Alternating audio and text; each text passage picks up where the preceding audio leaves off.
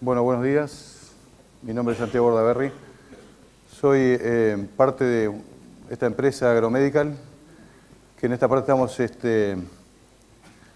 en sociedad con los doctores Sebastián Viana e Ignacio Beriao, que quedaron trabajando. Yo soy el que hace toda la conversación. Nosotros vamos a presentar la información de los diagnósticos que hicimos nosotros en el periodo pasado. Vamos a hacer una pequeña descripción de cómo son estos productores. Nosotros estamos poniendo por acá adentro todo lo que son diagnósticos de rodeos de carne, exceptuamos de leche,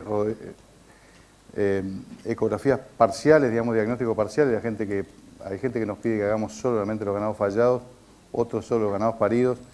Este es cuando nos muestran enteramente un establecimiento. Y así, antes que nada, lo que vamos a hacer es demostrar un poquito cómo son ese universo de productores que echamos para adentro de una bolsa que tienen todo tipo de situaciones diversas, como por ejemplo el 39%, lo maté con la gráfica de torta, estoy encantado con la gráfica de torta, te reventé vos. 39% son criadores, 47% hacen ciclo completo y un 13% son de ciclo incompleto, estos que llevan a novillitos, digamos, para vender. Una categoría que está creciendo, un tipo de productor que está creciendo mucho, por lo menos en nuestra zona, de gente que dejó la invernada y lleva sus novillitos muy rápidamente hasta unos 350 kilos para vender a los feedlot, que les resulta mejor negocio. Hay una categoría de otros que son varios que no entró, ahí es más o menos un 1% de productores que son otro tipo de negocio, ¿no? Un 13% tiene asesoramiento de un veterinario, que son los más inteligentes de todos. Un 29% tiene un agrónomo que dirige, no digamos asesoramiento, sino que lo que preguntamos son los que toman decisiones en el manejo de la cría, que a veces no son rentados, pero son los que se contratan para esa finalidad. Un 4% tiene ambos y un 54% son vaquianos nomás y se manejan, muchos de ellos productores exitosos sin lugar a dudas, ¿no? Con materia de revisación de los toros, un 41% hace un examen andrológico, nos pide que le revisemos por fuera los toros, un examen en el cepo de cada uno de ellos y eso es todo. Un 5% además nos pide que le hagamos un análisis de semen a todos sus toros y 54% los echa nomás o viene con un control de compra o lo que fuera, ¿no?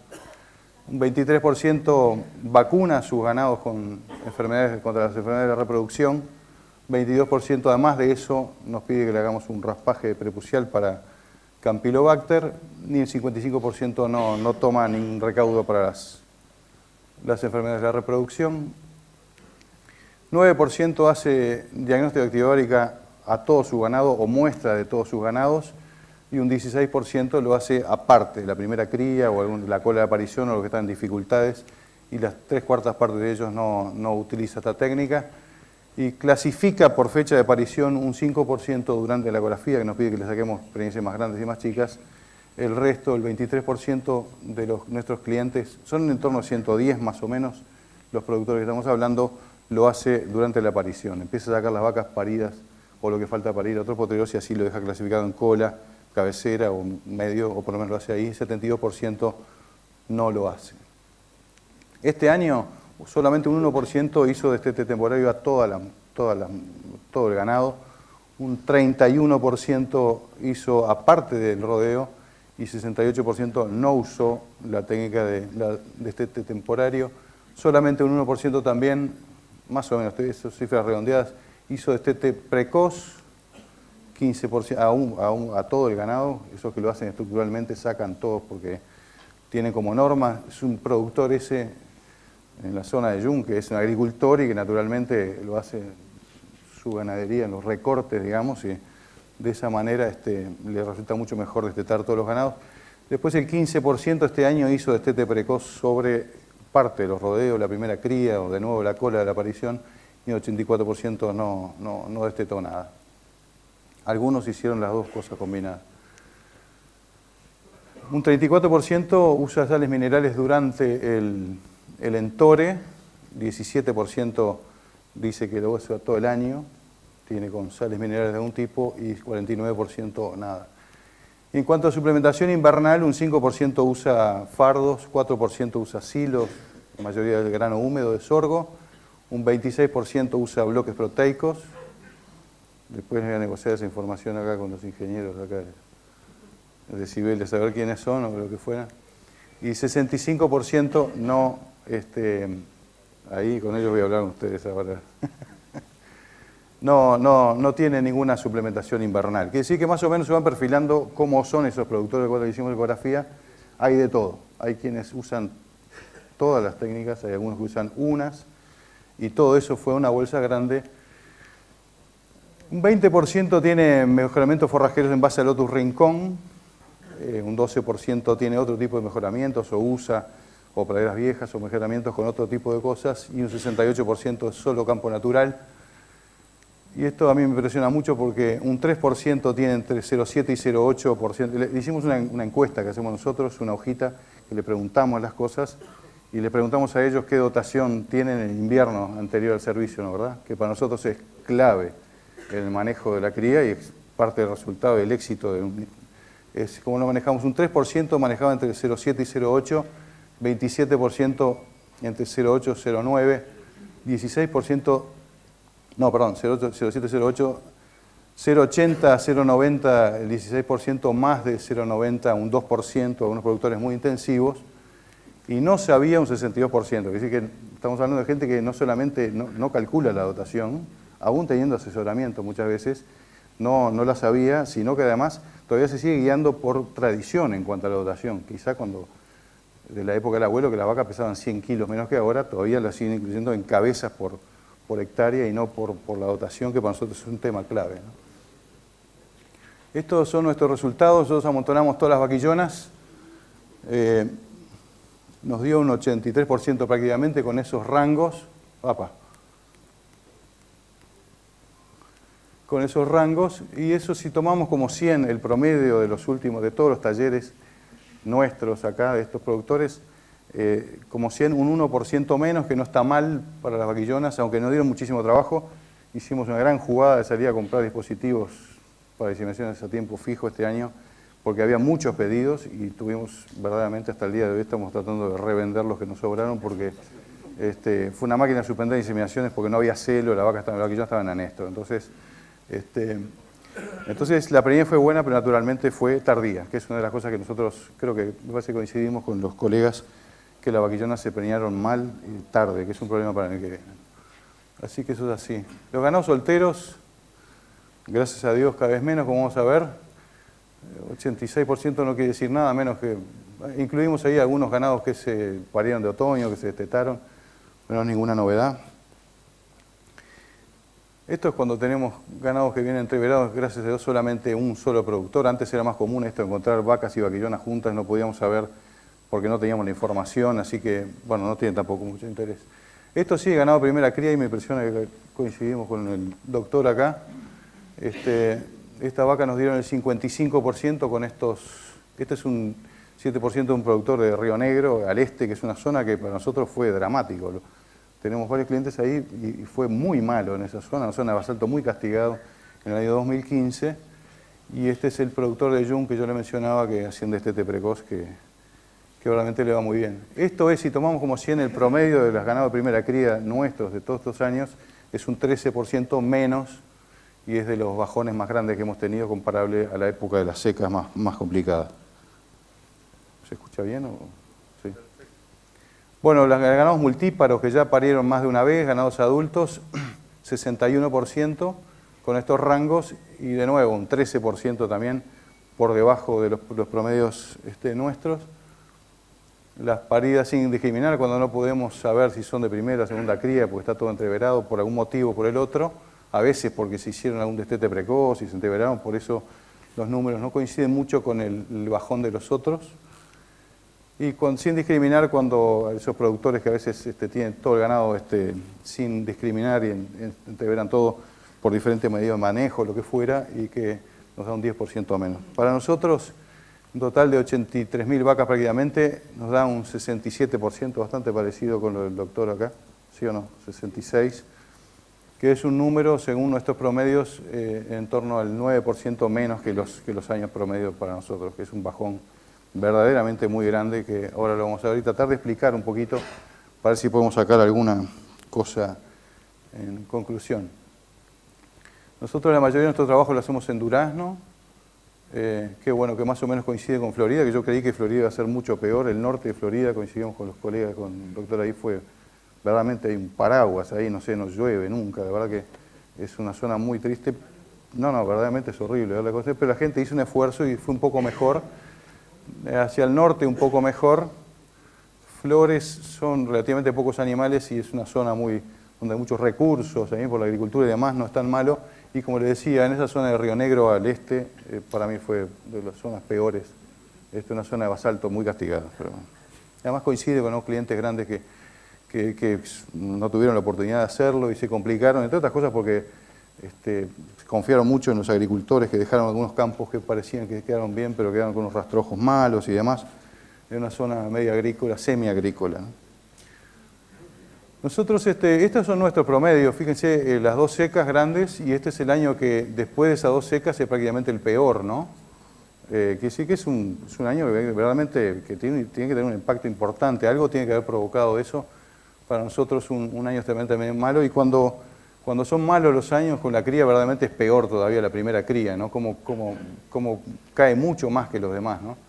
En este caso cayó todo un 13%, igual que el ganado de cría, pero normalmente cae a niveles que verdaderamente son malos. Miren estos son las vacas solteras, el porcentaje de vacas solteras en los rodeos, y cómo coinciden también con las preñez. En Uruguay no solamente decide el clima, que es el más importante, también la proporción de vacas solteras en los rodeos. Parece mentira que todavía existe esa categoría, pero coincide bastante con las preñeces.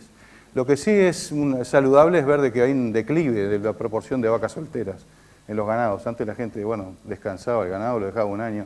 Es evidente que eso no puede andar más, y como pueden ver, arrancamos casi con un 10, 12, 13% de vacas, y ahora un 4% de los rodeos tienen vacas solteras, que eso es una tendencia saludable. Y estos son los potenciales de señalada de las ecografías de ovejas, para comparar también con los rendimientos reproductivos de las vacas, y tienen cierto parecido, ¿no, verdad? Considerando, de manera sublime empezar a hablar del tema, ingeniero, pero que guarda cierta relación, aunque esto es corrido, porque obviamente la ecografía lo hacemos, el servicio es posterior a las vacas, pero guarda cierta relación considerando en ese potencial de señalada la cantidad de mellizos y el porcentaje de preñez para lograrlo. Pero evidentemente una producción notoriamente, desde el punto de vista reproductivo, mejor que la del vacuno, con un potencial tremendo de producción de carne, mucho más estable que en el vacuno, y sin embargo, con todas las dificultades que tiene, es triste que no pueda seguir avanzando con el potencial que tiene en este país. Bueno, le preguntamos a los clientes a ver si estaban conformes. Un 8% cree que sacó mejor de lo que esperaba, 43% quedó conforme con lo que le tocó, malo o bueno, porque era lo que esperaba, y casi la mitad esperaba más, algunos esperaban verdaderamente mucho más. Hubieron muchísimas decepciones, la gente la verdad que quedó impresionada con lo que fueron los resultados. Los que hacen diagnóstico de actividad ovárica de alguna manera ya venían un poco prevenidos de que iba a ser mala la cosa, por eso no fue tanta la sorpresa. Pero los que soltaron los toros y después nos vimos cuando la ecografía, verdaderamente fue muy triste ver algunas caras de algunos productores que esperaban mucho más, ¿no? Para nosotros esas son algunas de las características de este entore especial. Un otoño seco y final de invierno duro. Creo que fue así, ¿no? Me parece. Si nosotros lo vamos a ver, terminó con unos temporales muy fuertes, 400 milímetros. En esa zona de Río Negro, norte de Durazno, verdaderamente fueron muy duros. La aparición fue muy difícil, como vamos a poder ver ahora, vacas parieron en malas condiciones, hubo una mortandad de terneros muy importante. La primavera fue demorada, tuvo poco aporte de forraje para recuperar lo que se perdió en todo ese invierno. Había mucho ganado de enanesto en los diagnósticos de actividad ovárica, sí lo comentamos con los compañeros del grupo. Y después una característica fue esa, la mala respuesta que tuvo. Incluso algunos productores, como vamos a ver, que decidimos hacer destete precoz porque la cosa venía horrible, y sin embargo, en lugar del 90 y pico por ciento que habitualmente sacamos, algunos no llegaban al 70%, ¿no? Realmente el golpe que le pegó ese año 2015 complicado tiene que haber sido muy duro para no haber tenido resultados en esas cosas, ¿no? El entore, por lo tanto, se prolongó a partir de las lluvias de enero, y eso hizo que los entores se atrasaran tristemente pensando en el año que viene, como decía el doctor García Pinto. y las vaquillonas con poco celo, preñeces tardías. Bueno, gracias a Dios el ingeniero Jiménez hoy nos va a mostrar cómo funciona esto, porque yo siempre lo muestro, pero no sé mucho del tema, pero me encanta verlo esto en la página del GRAS de línea, porque nos muestra, miren cómo era en el otoño, el monitoreo mensual de vegetación. Fíjense toda la zona donde más trabajamos nosotros, que toda esa por ahí, cómo ligó las dificultades que tenían. Miren en mayo lo que era este país, ¿no? Cuando necesitamos de ese otoño para acomodar los ganados, verdaderamente daba tristeza. El aporte de forrajero del otoño fue nulo y las vacas después destetadas no tuvieron forraje para recuperarse. Si seguimos avanzando en el invierno fue verdaderamente muy complicado, en las zonas del país que se complicaron muchísimo. Y después tuvimos unas lluvias ahí entre julio y en agosto, que como digo, casi 400 milímetros, temporal aparte. La gente nos llamaba y decía, yo veo que los ganados se vinieron para atrás. Es que cuando venimos haciendo equilibrio desde el punto de vista nutricional y tenemos 2 o 3, 4 días de temporal de corrido, el ganado realmente lo siente mucho. Para nosotros fue una complicación. Miren, estos son las pérdidas de terneros en 7 establecimientos que nosotros trabajamos mucho más de cerca en esto y que nos merece confianza los números. Fíjense cómo todo aumentó con respecto a otros años. Por ejemplo, en el 2015 todos estos productores aumentaron. Lo que más aumentó, si lo miramos, son las muertes al parto. Los abortos en algunos casos subieron con respecto a estos otros productores, pero lo peor de todo fue el incremento. Para nosotros, este va a ser el año, digo yo, calculo, pronostico por estas cosas, en el cual va a faltar más terneros de acuerdo a los diagnósticos del año pasado, porque abortó más el ganado débil en invierno y para mí hubieron mucha mortandad de terneros. Hubo zonas donde las vaquillonas dejaban, los terneros no tenían leche, y verdaderamente fue horrible. Así que creo que eso también es una de las características. El diagnóstico activárica, la gente lo conoce, pero esta técnica para determinar, para clasificar la situación de los ovarios de esas vacas paridas, ¿cómo vengo con el tiempo, Ignacio? José, ¿vengo bien? Regularmente bien. Muy amable. Vacas en anestro profundo, que están apenas con algunos folículos todos iguales, ninguno más grande que otro, la ausencia de un folículo dominante que nos indique que haya una onda folicular que tenga respuesta a la tablilla, al anular esa trancazo que tiene para impedir una oleada de LH que permite la ovulación e inicie el ciclo, como es el caso del anestro superficial, en el cual sí vemos alguna onda folicular presente con un folículo dominante, o en el caso de vaca ciclando y le aplicamos tecnologías diferentes o técnicas diferentes según cada situación, ¿no? O por lo menos orientar por rodeo para todo eso. Para nosotros es una herramienta muy buena que este año nos sirvió para verdaderamente verificar que las cosas estaban muy complicadas, pero tristemente no tuvimos esa respuesta frente a todo esto. Nos preocupa un poco, quizá en el diagnóstico de activárica, que la verdad que hemos ido aprendiendo todos con respecto a esto, porque se empezó todos los tumbos y faltan mucha experiencia quizá en todo esto, pero también nos da la impresión de que es una técnica que requiere afinar y sobre todo en estos cursos de diagnóstico activárica, tal vez difundir un poco más los conocimientos, porque me parece que en algunos casos no se está usando del todo bien.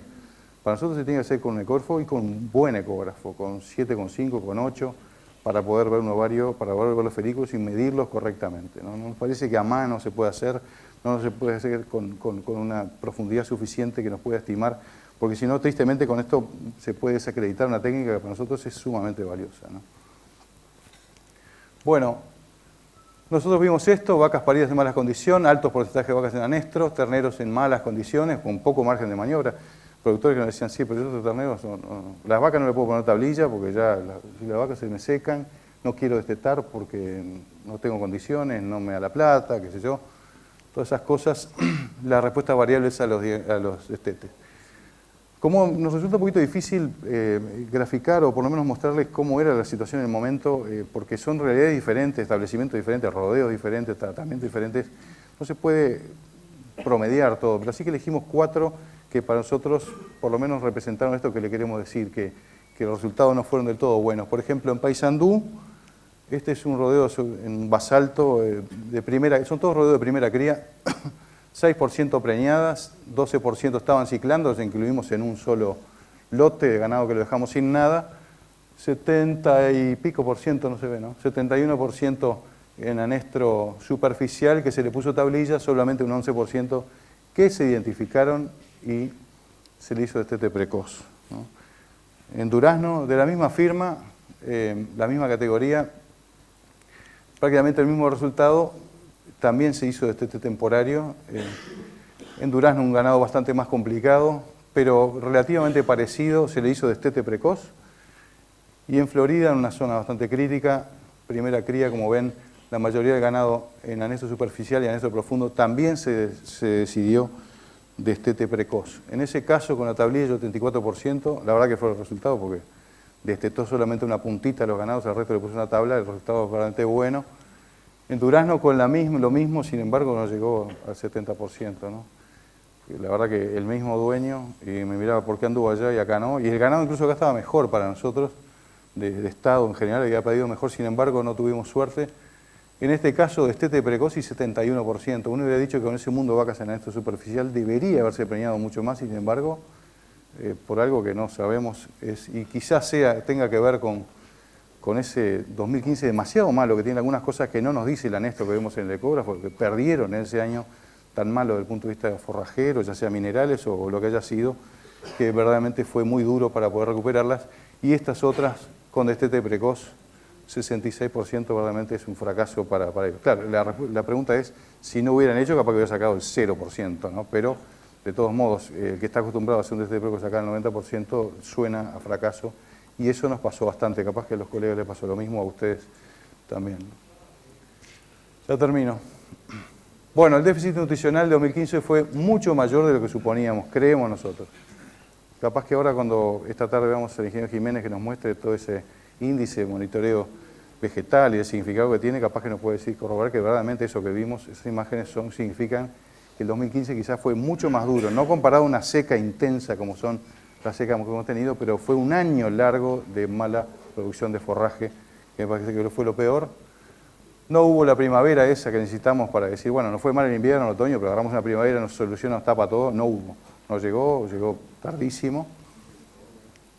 La mala condición del parto provocaron esas pérdidas que, como decíamos, creo que van a ser por encima del promedio, y alargaron ese anestro posparto y lo llevó a que la gente se animara a estirar un poquito más los centores, y esas vaquillonas se demoraron mucho en prepararse y se preñaron tarde.